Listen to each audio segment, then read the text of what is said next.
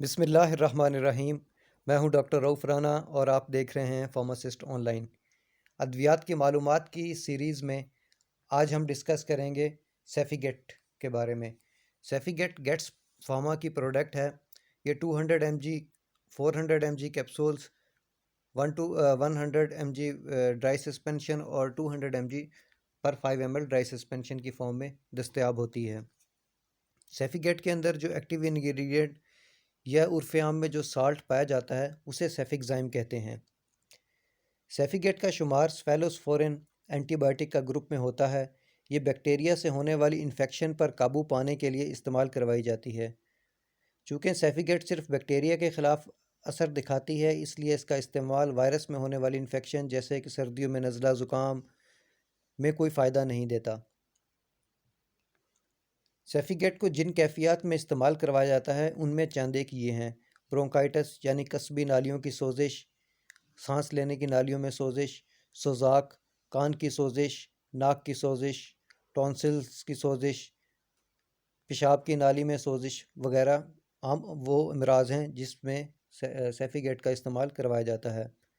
اس group میں شامل ادویات کو 5 جنریشن میں تقسیم کیا گیا ہے، جس سے مزید ادویات دریافت ہوتی رہتی ہیں، مزید جنریشن دستیاب ہوتی رہتی ہیں۔ سیفکزائم کا شمار سفیلوسپورین اینٹی بائیوٹک کی تیسری جنریشن سے ہے، یعنی سیفیگیٹ کے اندر جو سیفکزائم پایا جاتا ہے وہ 3rd جنریشن اینٹی بائیوٹک ہے۔ اسے منہ کے ذریعے کھلا کر استعمال کیا جاتا ہے۔ سیفکزائم بیکٹیریا میں موجود سیل وال پر اثر انداز ہوتا ہے۔ یہ پینسلین بائنڈنگ پروٹین کے ساتھ منسلک ہو کر بیکٹیریا کی دیوار سیل وال بننے کے عمل کو روک دیتا ہے۔ چونکہ بیکٹیریا سیل وال کے بغیر زندہ نہیں رہ سکتا، اس لیے اس کی ہلاکت ہو جاتی ہے۔ منہ کے ذریعے جسم میں داخل ہونے کے بعد سیفیگیٹ کی تقریباً 40 سے 50% مقدار اثر دکھانے کے لیے دستیاب ہوتی ہے۔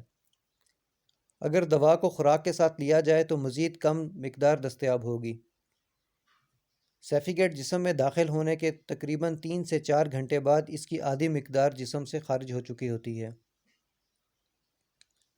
سیفیگیٹ کے استعمال سے جو سائیڈ ایفیکٹ ہو سکتے ہیں وہ یہ ہیں: پیٹ درد، پیچس، متلی، الٹی ہونا، سر درد، سر چکرانا وغیرہ وہ سائیڈ ایفیکٹ ہیں جو شاید ہو سکتے ہیں۔ سیفیگیٹ کو لمبے عرصے تک استعمال کرنے سے یا بار بار استعمال کرنے والے مریضوں کو منہ میں پھپھوندی کی انفیکشن ہو سکتی ہے۔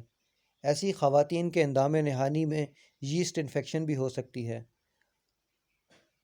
اگر منہ میں سفید دھبے نمودار ہوں یا ویجائنلز سے کوئی مادہ خارج ہو تو اپنے معالج یا اپنے فارماسسٹ سے فوراً رجوع کریں۔ اگر آپ پینسلین یا سفیلوسپورین ادویات سے الرجک ہیں تو اپنے معالج یا اپنے فارماسسٹ کو سیفیگیٹ لینے سے پہلے ضرور آگاہ کریں۔ گردے کے مریضوں کو اور وہ مریض جن کو کلاٹس ہو، سیفیگیٹ کا استعمال شروع کرنے سے پہلے اپنے معالج کو آگاہ کرنا چاہیے۔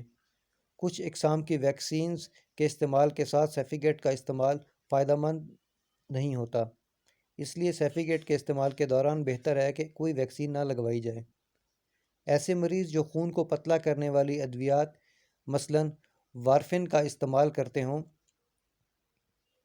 ان کو چاہیے کہ سیفکزائم کے یا سیفیگیٹ کا استعمال کرنے سے پہلے اپنے معالج سے ضرور مشورہ کر لیں، کیونکہ وارفن کے استعمال سے سیفکزائم خون بہنے کے جو امکانات ہوتے ہیں وہ زیادہ ہو جاتے ہیں، اس لیے سیفیگیٹ کا استعمال کرنے سے پہلے وہ مریض اپنے معالج یا اپنے فارماسسٹ کو ضرور مطلع کر دیں۔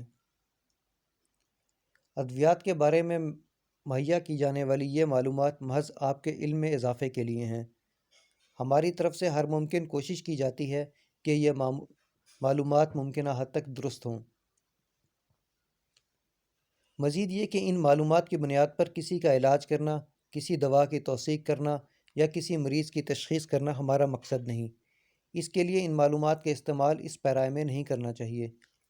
یہ بات ذہن میں رکھیں کہ یہ معلومات مریضوں کی آگاہی کے لیے دی جاتی ہیں، اس لیے انہیں مکمل نہیں سمجھانا چاہیے۔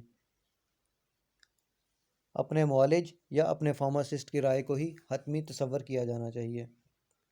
میں خدا کے حضور آپ کی لمبی صحت اور کی دعا کرتا ہوں۔